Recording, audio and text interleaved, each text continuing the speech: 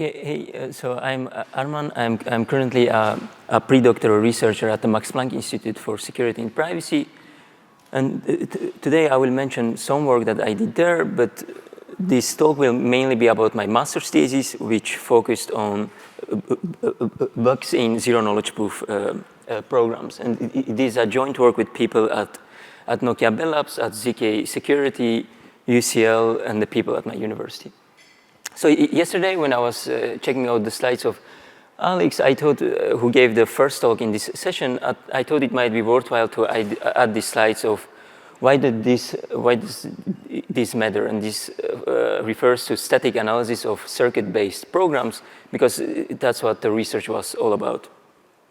And static analysis, it's a lightweight way of getting a sense of what are the bugs in this program, so it signals some potential bugs. And circuit-based programs are like the assembly-like of zero-knowledge proofs.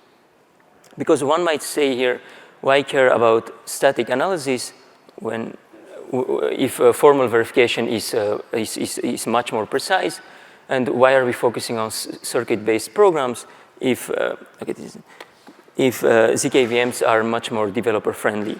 And my argument is that indeed formal verification is more precise, but it's quite complex. So currently what happens is that when a company needs to do formal verification, they hire some auditors and they check the code, they leave, but then if there is a change in the program, then it might be that you introduce new bugs that are left undetected.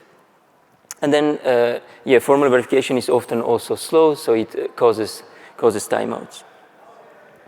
And then ZKVMs are indeed more developer friendly because you can just program on a high level with many nice abstractions, but internally they are still composed of circuits. So for the developer, application developer, indeed these circuits become like an abstract, like a implementation detail, but for the ZKVM developer, they still have to work with these circuits. So it's important that they don't introduce bugs there. And then also ZKVMs are quite slow for certain applications. For example, this self-app, which lets you prove attributes about yourself. So you scan your ID, and then it says, for example, that you are over 18 without revealing your details. They didn't go for ZKVM. They used circuit-based languages also because of the performance. So let's say you want to build your own ZKP application using these circuit-based languages. How do you go on about that? So first you have your ID, where you think that zero-knowledge proofs could be of use, so the privacy aspect of it or the succinctness aspect. And then you have to write a ZKP program. It's not just a program because it has weird terminology, etc., that's specific for zero-knowledge proofs. And then once you write down the program, it will generate code for the prover to create a proof, and then for the verifier to check the proof. And in our threat model, we can have malicious provers that submit a false proof that the verifier then should reject. However, if there is a bug in the program, then what might happen is that the verifier might end up accepting a false proof. And since zero-knowledge proofs are used a lot in blockchain context, tiny bugs can have very severe consequences that can allow attackers to create fake coins, and which can in turn lead to the loss of millions of dollars. So this motivated our work because what we did is first we formalized like what are these bugs that can occur in this zero-knowledge proof context. And then we came up with an algorithm to efficiently detect these vulnerabilities. And then when we wanted to go on and implement it, we faced this question of, are we going to support multiple ZKP languages or just one? Like, is there even a need to support multiple languages? And then finally, at the end of the talk, I will say a few words about our evaluation, as we found some real-world vulnerabilities there. But to cover the first part, the formalization, I first have to introduce a bit more background, because I mentioned that you write the code, and then code is generated for the prover and the verifier. But what happens in reality is that you, as a programmer, have to write down both the code for the prover that uses it to create the proof and for the verifier to check the proof. So for example, here we are doing a multiplication of the inputs A and B, and we assign it to the output. The developer has to also write down how is the verifier going to check whether that step was done correctly or not. So it has to basically multiply A and B and check whether that's equal to the output. So then the prover can use each part of the code to create a proof, which on a very high level is like an association of all the variables in the code together with their values. So here the prover is saying, I multiply 4 by 2 and I got as output 8. And then the verifier will, given the constraint that the developer has put, check whether that was correct or not. So 4 times 2 is equal to 8, and the verifier is happy. But now you might wonder, yeah, but why does the developer have to write down both sides? Because it seems like it's the same code that's written twice. And the reason for that is that in zero-knowledge proof context, when you do this programming, for the verifier side, you are only allowed to use addition, multiplication, and equality checks. So the cryptographic layer has put some sort of restrictions on the developer. And so here it was quite trivial because we were doing multiplication. But if the programmer would be interested in doing division, then it's much less trivial on how the verifier is going to check that with only addition, multiplication, etc. Because the prover can just submit the proof of like, oh, when I divided 4 by 2, I got as output 2. But how is the verifier going to check that? And an initial idea of the developer might be, well, let's multiply out by b and check whether that's equal to a. It seems like a good way to simulate the division with multiplication.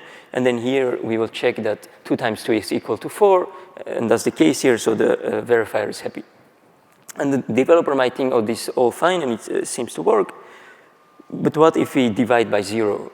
If we pass that as an argument for the input b, then what will happen is that we will divide by 0 and the program will crash, so the prover will not be able to create the proof. But here we are assuming that we have an honest prover that's actually running the program to create the proof. Because what might happen is, as we said initially, in the beginning of the talk, we can have malicious provers that submit a false proof. For example, saying, oh, when I divided 0 by 0, I got as output 5, which is, of course, false, but it ignored the program. And that's the whole point of this constraint, is that now they have to detect that, oh, you didn't actually run the program.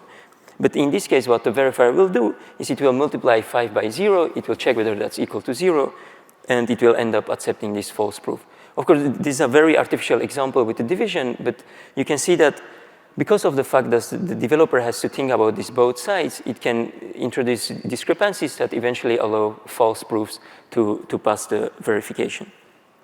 Because what the developer forgot to do here is put a constraint that b is non-zero before checking whether out times b is equal to a.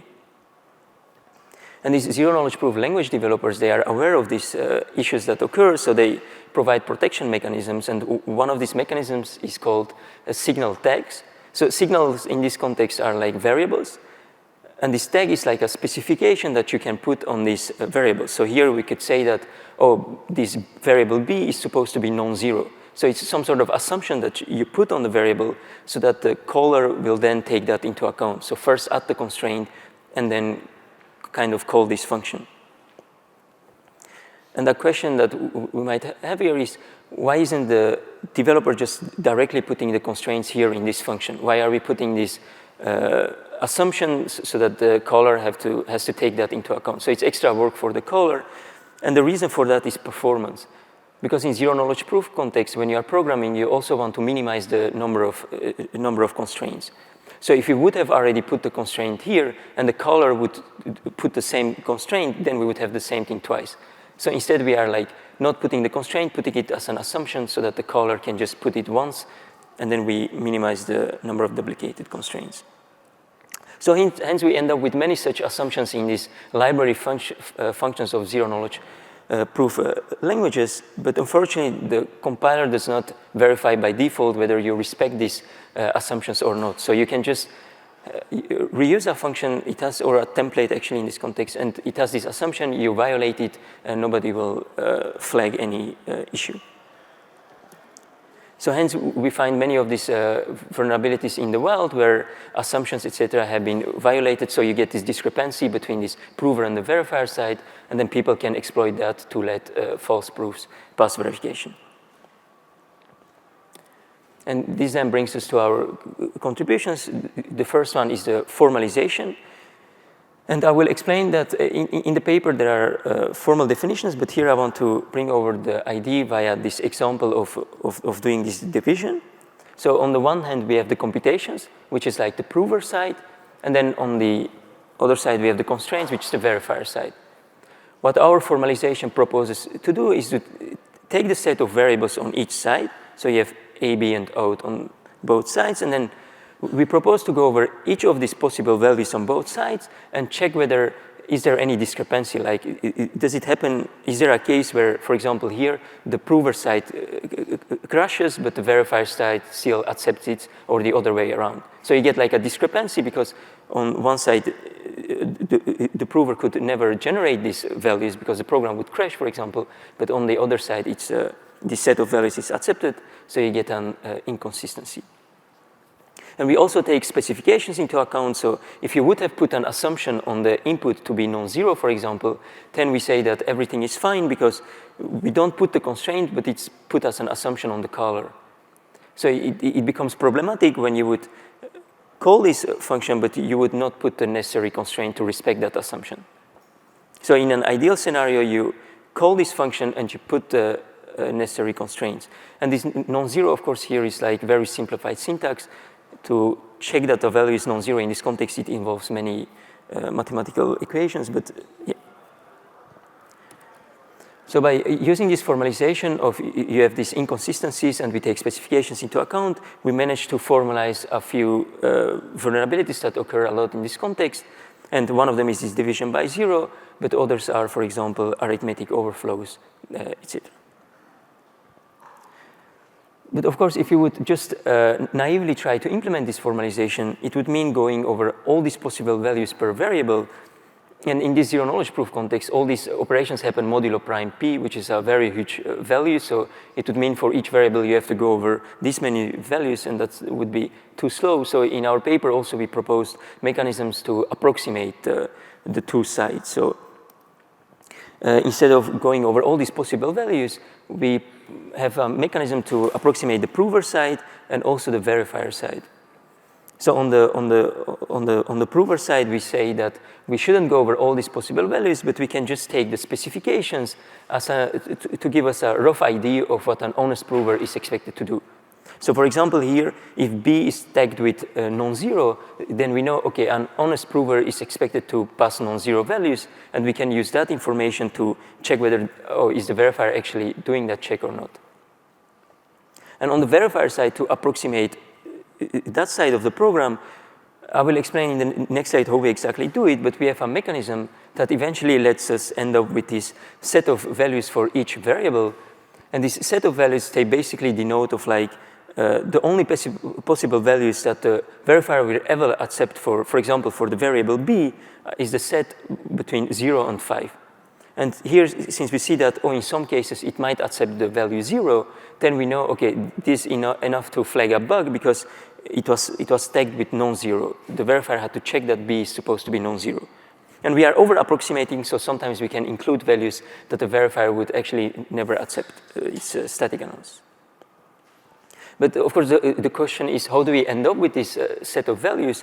And for that, we used inference rules, which are based on what's there in the literature. A work from Shankara et al. And there they have rules that basically exploit the fact that you have many reoccurring patterns in zero-knowledge proof context. So what these rules are saying is like, if you see this pattern, then you can derive this information about the variables that occur in that pattern.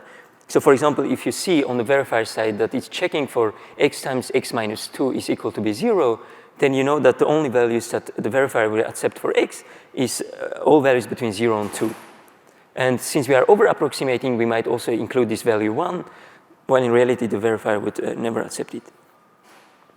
And we have a whole algorithm that goes over all these constraints, applies these inference rules, and tries to derive values. And we keep doing that until we reach a fixed point, and then eventually we have these two sides where we end up with these approximated values on the verifier side, and then we check them against the specifications on the prover side. And then once we had this idea of approximating it in a quick way, it was time to implement it. And when doing that, we faced the question of, are we going to support multiple languages or not? Because in the last few years, many zero-knowledge proof languages have been introduced, First, we had libraries, and then domain-specific languages, and then more recently, we have these ZK VMs. And so what I did is like a quick empirical study on GitHub, where I looked at, okay, all these zero-knowledge proof applications that are out there, which language are they actually using? Because if the whole market is dominated by a single language, then there is no need to have a tool that supports multiple languages. So here you can see the results. On the x-axis, you have the year, and then on the y-axis, the number of repositories that have been introduced in that year.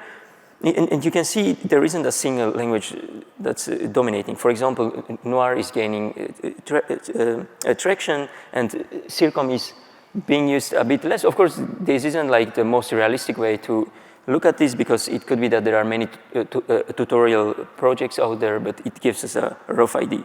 And also, if we look at the ZK VMs, you see there are many languages being used by different people. So it would help to come up with an approach that supports multiple languages, because also some people found similar vulnerabilities in this other, in programs written in these other languages. But the question is, how are we going to support them? And when reading the literature, I came across this paper of Alex Ozdemir, where they introduced a compiler infrastructure for zero-knowledge proof languages. It's called CRC. So not only for zero-knowledge proofs, but just cryptographic tools in general. And the important aspect here for us is that it operates over an intermediate representation. So our insight was that if we target our tool on this intermediate representation, then we support all these languages at the same time, because all you have to do is translate it to the intermediate representation and then run our tool on it. And since this intermediate representation already splits the computations from the constraints, it makes our life much easier. So it splits the prover side from the verifier side for us. So that's also what we did for the implementation. And then we started running our tool on benchmark programs, etc., to see can we detect the vulnerabilities. So first, we compared our tool against the state-of-the-art way of finding these specification violations in zero-knowledge proof programs. It's a tool, Cyber, and they use an SMT-based approach. So since they are doing more of a formal verification, we managed to have gains of like 2 orders of magnitude in terms of performance. But of course, since we are doing this static analysis, in some cases we flag vulnerabilities while the code is fine. And we got these huge performance gains because in zero-knowledge proof context, you have a lot of, for example, nonlinear equations, and these SMT solvers still have a hard time to deal with them, while we are working on a higher level of abstractions, and we are doing this pattern matching, so for us, it doesn't matter whether it's a nonlinear equation or not. And then when we went and looked at real-world programs, we also found vulnerabilities in projects of Microsoft, TikTok, and the Self app, which is the app for scanning your ID and proving facts about yourself. So yeah, they are all using zero-knowledge proof applications in their specific context. Microsoft is using it for proving that your mobile driver's license is valid. TikTok is using it in the context of trusted execution environments, etc. And we found vulnerabilities in all of them, and actually the Self app had already been audited, and the bug was left undetected. So this kind of highlights the significance of our new formalization of types of vulnerabilities that occur in this context. I want to say a few words about a specific vulnerability we found in this Self app. Here you see a template, a function of zero-knowledge proof programs that's supposed to check whether one number is less than the other. It's from a library of a zero-knowledge proof language, and it receives 2 inputs, and via some mathematical tricks, it checks whether the first is less than the other. But you can see here that not only does it receive the 2 inputs, but also another input called n, which denotes like, oh, the inputs that I pass to you are representable in n bits. Because otherwise, this mathematical trick that the function does to determine whether one number is less than the other doesn't work. But the problem here is that it doesn't check whether, oh, are these inputs actually representable in n bits. It takes it as an assumption that you have already checked that before calling this function. So what we managed to do, since the check wasn't there in the program, in their SHA-256 implementation, we managed to prove that an arbitrary message was being hashed to 0, while in reality it wasn't the case. A few words I want to say before ending is that yesterday we released a new paper also with Alex of the Ethereum Foundation, in which we look at what's the state of zero-knowledge proof tooling at the moment. And here are some future directions for these circuit-based programming languages. For example, many tools currently still target this one language, CIRCOM. So we believe that there is need for more language-agnostic workflows by, for example, using more intermediate representations. Like Veridice, which is another company for ZKP auditing, they released a new intermediate representation. So there is work in this direction. Also, when we then took the bug detection tools and we applied them on large projects, we saw that many of these tools crash or time out, etc. For the specific programs they have used in their paper tooling, in their paper benchmarks, it all works fine. But once you apply it on large data sets, they crash or they don't even find the vulnerability they were supposed to find. So it has to become more mature. And also, many of the tools target a single vulnerability class, which is called non-determinism in this class, in this context, because it has huge impacts if the vulnerability is there, but there are also other vulnerabilities that people should focus on, and we believe that using specifications that are maybe like drafted by the AI but reviewed by humans could be a nice way to be able to detect these types of vulnerabilities. So to conclude, we saw that the zero-knowledge proof programs, they often violate these implicit assumptions.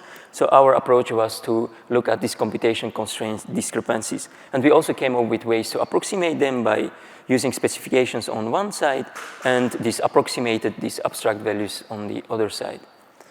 And then we also saw that there is a need for language-agnostic bug detectors, so our approach was to use intermediate representations to be able to support these multiple languages at the same time. Thank you.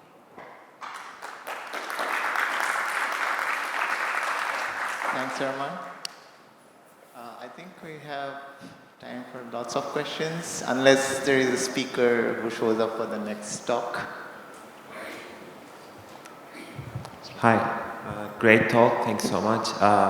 I have a question on how do these models for finding bugs compare against just using state-of-the-art LLMs, and whether could you improve the LLM performance by giving it better prompts that are inspired by these basically models for finding bugs?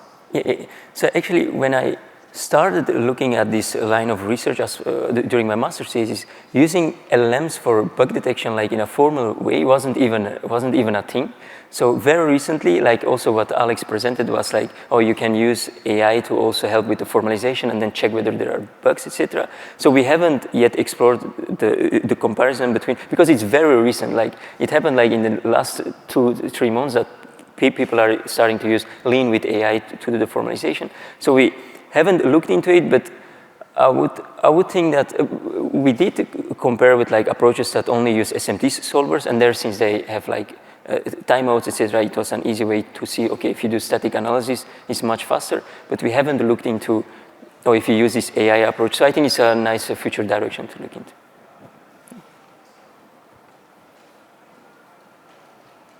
So, quick question. So there is some work happening in AI bill of materials to look into computation-constraint mismatches and then detect bugs and give a recommendation or a remediation workflow. Is that factored in? Okay, I didn't hear the first AI part. AI bill of materials, AI BOM, okay. AI BOM. Okay, so they are also looking into this computational mismatches. They are doing detection of bugs in ZKP programs and then giving a remediation workflow, like how you can fix the bug as well for developers. Okay. So in our work, we don't give away to fix the work. So we signal the vulnerability, there was this specification and you violated it. So the specification already tells you it concerned these variables, so you know where to look for, but we don't explain to fix it, you have to add these constraints, etc. So we haven't incorporated that. Thank you. Thanks, Herman.